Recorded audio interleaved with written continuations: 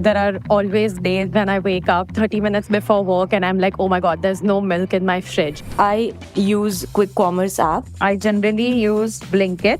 Swiggy Instamart is something that I have used most. I do use Zepto and Blinkit little regularly. Often I use it 2-3 times a week at least. I can definitely say Blinkit delivers quite quick. The delay in deliveries are only when it's raining. Otherwise, it's usually on time and it takes 8 to 10 minutes max to reach home. If you, like me, do not always plan your grocery shopping and you often need things last minute, you would have used some of the quick commerce apps that you just heard about. But among all these platforms, there has been one dark horse in this hotly contested grocery delivery race to your doorstep: Zepto. The 2-year-old startup has stood as the only player in the space without a big conglomerate backing it. Just take a look at some of its main competition. There is Blinkit, which is owned by food delivery giant Zomato. Another food delivery player, Swiggy, has Instamart. Then there is the Tata Group-owned Big Basket, which launched quick delivery service BB Now. And then there is Reliance-backed Dunzo. But Zepto seems to be delivering something different, and the investors are flocking in. Last week, Zepto raised $200 million at a valuation of $1.4 billion to become India's first unicorn of 2023. This at a time when others, despite being backed by the biggest possible names, are struggling. Zepto's rise has come around the same time that older player Dunzo, regarded as the OG in the hyperlocal delivery space, has been struggling to even stay afloat. So what's making Zepto zip? I speak to Vivek Subramanian, partner at Goodwater Capital, a US-based venture capital firm that has invested in the newest unicorn in town. We see hundreds of companies, and it is rare to see a company that grows over 100%, so more than 2x of top line sales in a 8-9 month period, while also significantly improving unit economics and actually getting close to store level EBITDA positive, right? And I think that is something we saw with Zepto, which really impressed us. And I think it's a testament to how much, A, I think how good the team is, and B, their operational rigor that they have internally. Is it hype, or is Zepto really delivering something unique? ET Prime's Priyanka Sahai also gets us the ground check. Zepto is focusing heavily on the fresh fruits and vegetables because the margins there is huge, upwards of 70 to 80%. And at the same time, if you can get it right, it will be very difficult for the nearest competition to beat you to that. So stay tuned. It's Thursday, the 7th of September. I'm your host, Mugdha Warrior from ET Prime, and you're listening to The Morning Brief.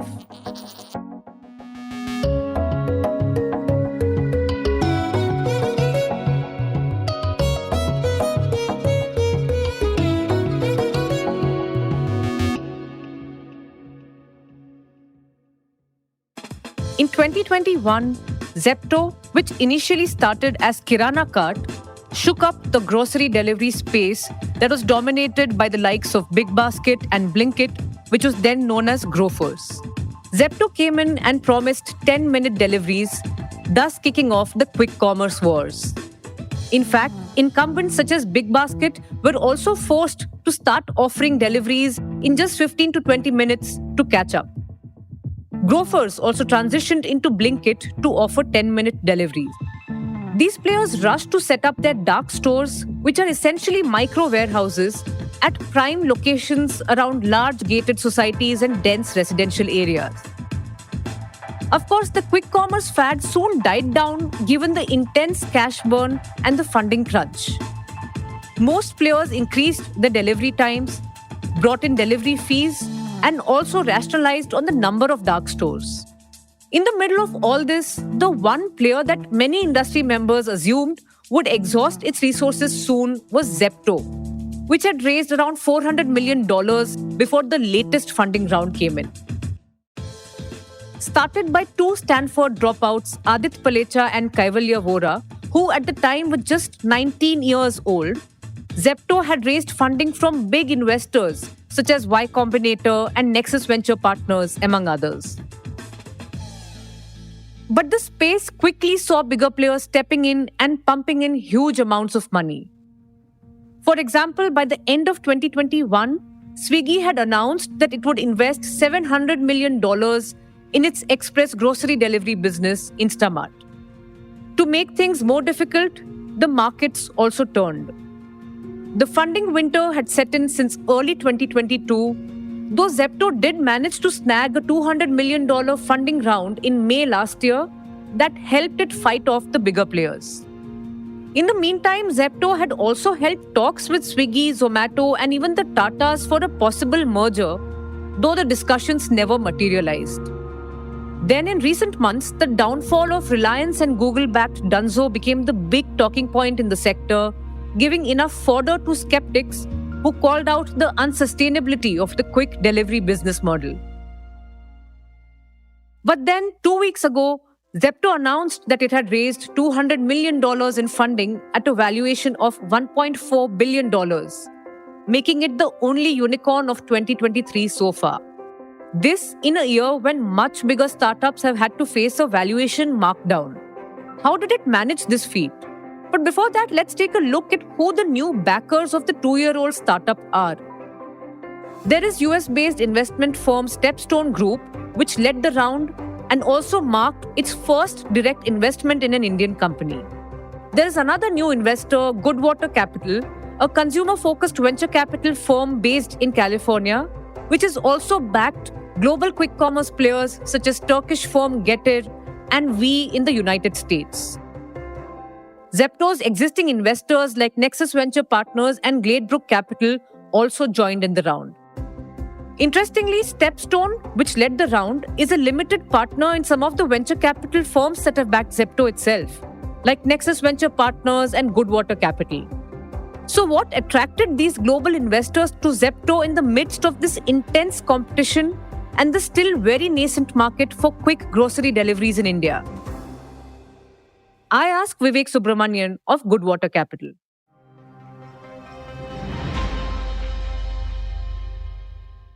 Thank you so much, Vivek, for joining us. Thank you as well. Thank you for having me as well. At Goodwater Capital, you have backed several global instant grocery delivery startups, including Getir, you have Vi in the US. So was Zepto on your radar for some time? Yes, absolutely. In fact, we had seen Zepto when they were Kirana Cart. Initially, they were actually called Kirana Cart. And then we met Adit about a year and a half back. And we actually looked at their last round, closely. So we were familiar with their business. We were also tracking them since January of last year, but through a lot of touch points through 2022 as well as the early part of 2023. So you've been in touch with them since Jan of last year, but you've finally made the plunge this year. Were there any concerns earlier when you initially talked to them? And was there a reason that you waited for some time before you decided to back them? Yeah. So when we saw them initially, Bhakta, we had concerns around their burn rate and what we call unit economics, which is a way for us to track for every $100 of sales or 100 rupees of sales you do, how much of profit do you make and how much do you burn? And that metric was actually not great. So they were burning a lot of money at that point of time and their unit economics was not positive. So our feedback to Adit at that time was to really focus on profitability and get to what we call store level EBITDA positive, which is how you can make the entire business successful. Which actually essentially means that if you get a single store to be profitable and generating cash, and you can do this across lots and lots of stores, then you can make the entire business profitable. So then what has changed since then, Vivek? What is Zepto doing right? They say that a majority of their dark stores now are EBITDA positive, but they're still, overall as a company, still a little while away from reaching EBITDA profitability. So what do you make of the unit economics and the overall profitability path now? We are extremely impressed with the progress so far, Mugdha. So what Adit and Kaivalya and his team have done is essentially taken their P&L, decomposed it into its individual components, and really driven a lot of focus into each area. For example, when you look at a single order, let's say you buy 500 rupees worth of stuff, there are cost items that actually go into making that delivery. The cost of the product, how much does it take to deliver the product to your doorstep, how much is rent and utilities for their dark stores, labor within the dark stores. If they have a bigger warehouse that is then servicing the dark store, what's the cost of that? So essentially, they've taken each of these line items and driven a significant amount of operational efficiency and improvements across all of these line items. And we met them in July of last year, October of last year, December of last year, and then again March of this year, and then July of this year. And every time we met Adit, they had made improvements in some area or the other, right? And I think we see hundreds of companies, and it is rare to see a company that grows over 100%, so more than 2x of top line sales and in a 8-9 month period, while also significantly improving unit economics and actually getting close to store level EBITDA positive, right? And I think that is something we saw with Zepto, which really impressed us. And I think it's a testament to how much, A, I think how good the team is, and B, their operational rigor that they have internally. But Vivek, this is a very crowded sector right now in India. Multiple big players in the space as well. So how do you compare Zepto to the other players in terms of the store level efficiency, the overall growth of the company? And did you look at other players in the market as well? I mean, clearly there are some players who are desperately in need of funds. Did you evaluate other players as well? We've actually looked at other, players as well. We have a lot of respect for the other players in this space as well. Just for context, I was the head of product of Coupang, which is the Amazon of Korea, and I spent 4 years as their head of product through all the hypergrowth years. So I'm very familiar with this business in terms of running the operations as well. So from that context, I think if you just take a step back and look at any commerce business in the world, whether it's Amazon here or Coupang or Zepto or any other player, there are essentially 4 dimensions that you can deliver value to the consumer on. So the first is selection. So you as a consumer want access to a variety of products. Second is quality. So you want that selection to be delivered to you at high quality, especially when it comes to things like fruits and vegetables. The third is price. So you want the cheapest price. And the fourth is convenience, which means that you want your shopping experience to be very seamless and ideally delivered to your doorstep. So when you look at these 4 dimensions, and we spoke to a lot of Zepto customers, we also spoke to customers of other services. What we found universally is that Zepto is able to provide a very high quality of service across all of these 4 dimensions. So when you think about quality, especially when it comes to fruits and vegetables, especially in a market like India, right? What Zepto has, for example, done is they've actually backward integrated and built relationships all the way back to the farms. And now, other players have also done this in the market. But what we were impressed with is really their processes around bringing fresh produce from farm to fork within 12 to 16 hours or so with a high level of quality check. So they've essentially built processes at every step of the supply chain that actually creates a very high quality, product to the end consumer.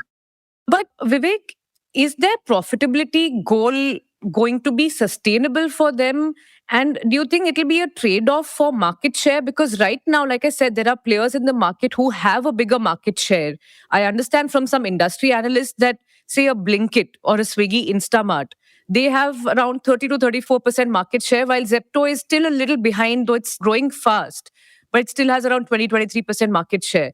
And given that they're not looking to aggressively expand into new cities, add new dark stores, and are now focusing on profitability, how sustainable do you think that will be? We are fundamentals-based investors, right? So our view is that when you have a huge market like India, right? So India, especially in a market where online grocery penetration is less than 1%, more than 90% is the Kirana stores.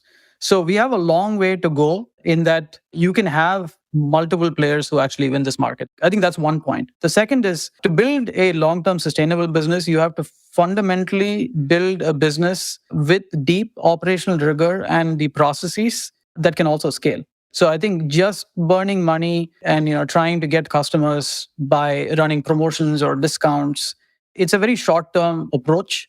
And what we like about Zepto is their focus on long-term processes, as in things that will be truly sustainable in the long term. What I mean by that is when you make a process change across, let's say, your supply chain, and you build some software to actually drive that operational efficiency that, let's say, drives 2% improvement in margins, that is long-term sustainable, right? Because it's actually embedded into your processes. It is also embedded using software, and that is long-term sustainable. So my short answer is there is enough space in this market. We are so early in this game. This is going to be a multi-decade endeavor.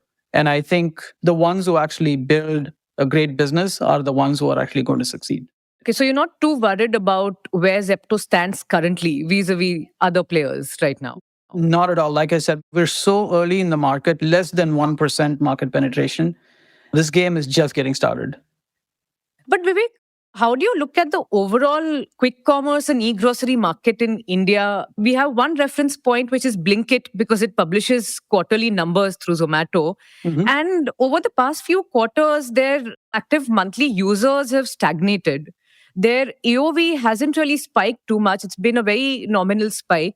So what do you make of the overall market, which is still very small? I understand from analysts that it was a $2 or $3 billion sales market as of FY23 in quick commerce. Is your bet on Zepto a vote of confidence just for Zepto or for the overall quick commerce space in India? So maybe I'll actually take a step back and just talk about, quick commerce in general, and actually the differences we see between quick commerce across the world and in India, because I think it's important to understand the differences.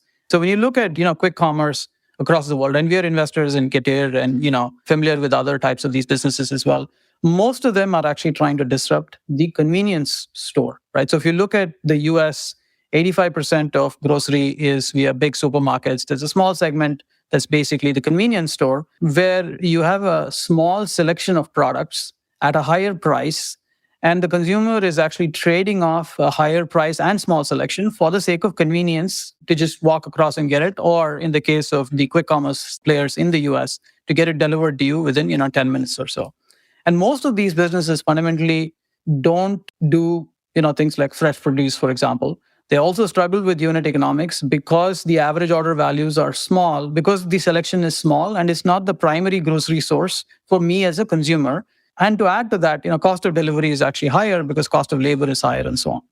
Now, in India, we actually think the quick commerce market is not a bet just on the convenience store model, because that model actually fundamentally exists only through the Kirana store, which also services most of the grocery market. So it's actually a bet on the entire grocery market itself. So you're actually playing in a much larger market specific to India, compared to the other markets. Yes, this is a bet in this market, but I wouldn't call it purely just a quick commerce bet. I would actually call it a grocery market bet. Thanks for making that comparison between the Indian market and the global market, because there's a lot happening globally in the sector, right? There has been a lot of correction, a lot of consolidation.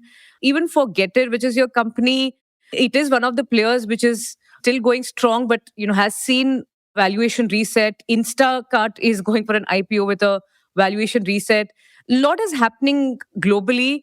How will that play out for India? Like I said, player like Dunzo, for example, which is backed by some very big names, Right. They are struggling in this quick commerce business. They've shut down a lot of dark stores, let go of people. Do you see any kind of consolidation here, any kind of correction even in the Indian market? Maybe use what happened with Getir as an example, because you're right, there has been consolidation in the EMEA market, right? If you look at, Getir just bought Gorillas, and the remaining players, we believe, will also get consolidated. And our general consensus is that I think, Getir is now clearly the category leader and will likely emerge as the leader. There are a few reasons for this, right? I think one is just simply market conditions. I think people raised too much of capital back in 2021 and 2022 when the interest rates were low and capital was free. So fundamentally, there was a lot of bad DNA built into the businesses where, because capital is free, you don't need to drive operational efficiency. The second is, I think, because capital was free, again, you had a lot of players spring up in markets where the population density did not support the cost structure. So the other side we haven't spoken about so far is that for this model to work, you need very high order density, and you need to be able to do multiple deliveries in an hour, 2 to 4 deliveries in an hour, to actually make this really worthwhile. And you need to also be able to increase the average order value to actually make the economics work, right? So I think all of these really did not work in the other markets. And that led to, one way to drive order density is, instead of having two players split a region, you basically combine the two and you have higher density in each area. Now, I think India, we might see some consolidation. That's certainly a possibility. But I think because the population density is higher, I think you could have a market where you can support multiple players. So I think that's certainly a possibility as well. In fact, Zepto for a long time was seen as a potential target, given that, like I've mentioned, it didn't have any big backer, right? Like Blinkit has Zomato, the Big Basket has the Tata Group, Reliance invested in Dunzo. So do you see any scope of a potential acquisition, merger, or anything there? It's not on our radar at all. We're just building a big business. And, in fact, I think in our view, right? And again, this may not be entirely fair to these players, but I will say that from our experience of investing in lots and lots of companies, what we find is that a standalone company typically can make decisions faster, move faster, and has a much more entrepreneurial DNA than a company that is owned by a larger, bigger company that has multiple mandates within itself. So we're, generally not concerned about that specific, dimension. And Vivek, Stepstone is an LP even at Goodwater Capital, right? That's right. We know them very well. So Stepstone coming in directly as well, what does that signify? What were the discussions with them like? Yeah, Stepstone is an LP in both Nexus as well as Goodwater. And they have also been tracking Zepto for a while, and they're fantastic partners to us. We've known them for such a long time. We really respect them, and we have a fantastic relationship with them. So they've been, tracking this business, and they've obviously been seeing the same things we've been seeing as well. So it's a testament to, again, the team's execution and the improvements they've made in the last year and a half or so. And I think their sort of conclusions were very similar to ours, which is that this is a well-run business, good team, large market, significant improvements in store level EBITDA metrics, which is, again, rare to see, like I said earlier. So I think all of those combined essentially led them to invest.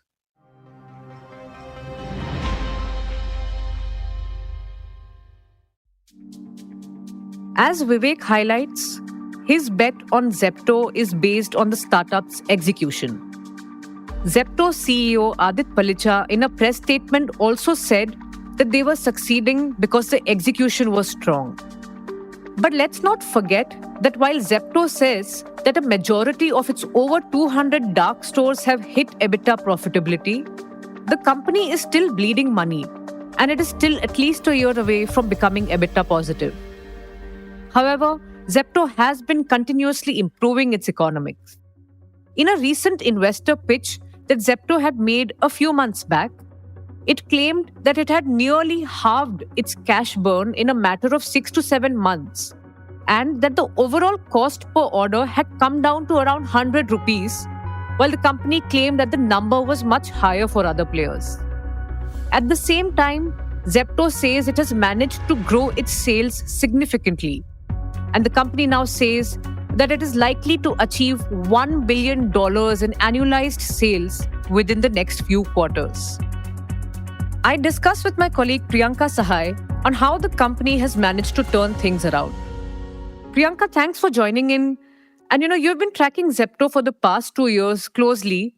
And in the first year of its operations, in fact, they had seen heavy losses of as much as 400 crore rupees. They were aggressively adding dark stores in prime locations, and they were spending on advertisements. But since then, they seem to have tightened the ship, right? In my last so many years of business reporting, I've seen the moment you are showered with cash, the first thing the companies do is go for a massive expansion spree. I was pleasantly surprised to see that despite 200 million coming into the banks, Zepto has decided otherwise.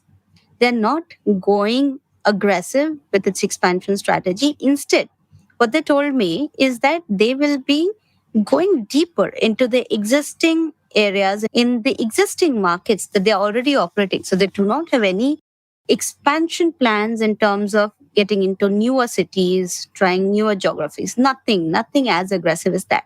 Now, this shows a tremendous amount of sincerity in the way you are handling your operations and trying to execute even better, seeing that how much can you extract from one single dark store. I remember a couple of years ago when Zepto just started, there was 100, 150 million that had come into their kitty. And there was this one source that I was talking to, which was of a rival company. And he was telling me that, there was a deal signed for dark store. And it was Friday when they'd signed up this deal. And when they went back to kind of lock it up on Monday, they said that Zepto already came up with a much, much larger offer. So that was the kind of aggression that they were showing on the ground. They went all out to acquire the best of the real estate, to kind of splurge money wherever it was required. So from that massive spending spree, it has now come down to a much, much saner position wherein they know that just acquiring customers and real estate is not going to help them in the long run. Priyanka, you said that they don't want to expand to more cities aggressively and they're not looking to add too many dark stores as well. But then how do you think they will fight with the bigger players? Take Blinkit, for example. They have close to 400 dark stores as of the previous quarter, while Zepto's dark store count is around 220 to 240. And that too mainly in 8 cities, while Swiggy Instamart is available in a lot more cities. So how do you think they will fight the competition? So Zepto posts around 3.5 lakh orders per day. This is lower as compared to, of course, some 4.5 lakh that Blinkit does, and similar some 4.55 lakh that Instamart does. There's the efficiency of the dark store that matters. And in terms of per dark store, Zepto is able to deliver around 1,500 orders from a single dark store. The same stands around 1,100 orders for Blinkit and some 1,125-ish for Instamart. So if you'd see that from a limited real estate, if you're able to deliver more, think about when you'll expand that real estate to other geographies or cities, what kind of a growth will you automatically translate to? And Zepto appears to be playing it smartly and strategically instead of going all out and getting emotional about it. But given that Zepto's delivery time now has also increased and many of the deliveries are not under 10 minutes as before, what is their main selling point? Now, a lot of these companies have realized that a 7 minutes, 8 minutes, 10 minutes story is far gone. That's not the story with which you can sell yourself. The selling point is fresh fruits and vegetables, good product assortment, and timely delivery. Timely delivery, as a consumer, you're not actually bothered if your product is delivered in 10 minutes or 17 minutes or 20 minutes, right? It's the convenience that you kind of are happy with. But as customers get more and more comfortable with these purchases, the average order value, the average basket size is expected to increase. If you have good product assortment, fresh fruits and vegetables, and Zepto is focusing heavily on the fresh fruits and vegetables because the margins there is huge, upwards of 70 to 80%. And at the same time, if you get that right, that needs a very specific kind of specialization. But if you can get it right, it will be very difficult for the nearest competition to beat you to that. Priyanka, another interesting point is their push for Zepto Cafe, which is their quick food delivery vertical where they offer quick bites to customers. No, but we have seen that this quick food delivery model hasn't worked out for even big players such as Zomato.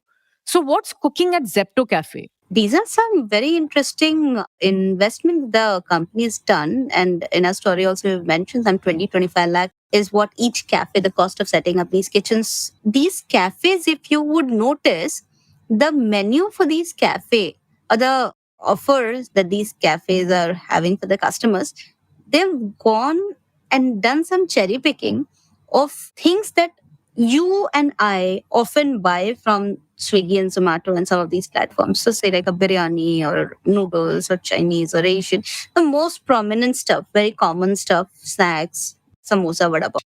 So they are just sticking to the core essentials of a customer. They're trying to create an experience like when you go to any supermarket, wherein you go to purchase grocery and there's like a cafe kind of a place wherein, okay, you will go and sit and have a cup of coffee or maybe munch upon something. So it's an interesting concept. It's more of a feel-good offering that it is adding on the side of the grocery play, but it will go a great length in ensuring customer stickiness if what they are offering matches to the expectations of the customers.